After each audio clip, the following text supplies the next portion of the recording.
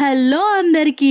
Sunday holiday అంటారు కానీ Sunday కానీ పని ఎక్కువ డబుల్ ఉంటుంది. ఏంటో మరి అందరూ ఇంట్లోనే ఉంటారు కానీ పని మాత్రం చాలా ఎక్కువ అనిపిస్తుంది. ఏంటో రెస్ట్ తీసుకుందామన్న టైం దొరకదు. గ్రోసరీస్ అయిపోయాయి అని తెచ్చుకుందామని తాడేపల్లిగూడెంలో డిమార్ట్ ఉంటే డిమార్ట్ దగ్గరికి వెళ్ళామన్నమాట. గ్రోసరీస్ అయిపోయాయి అంటే ఉప్పులు పప్పులు అయిపోయినాయి అనుకున్నారు. తినుబండారాలు అయిపోయినాయి. ఫస్ట్ మా చిల్లర తిన్నంతా షాపింగ్ చేసేసిన తర్వాత ఇంట్లో కావాల్సిన గ్రోసరీస్ గురించి వెళ్ళామన్నమాట.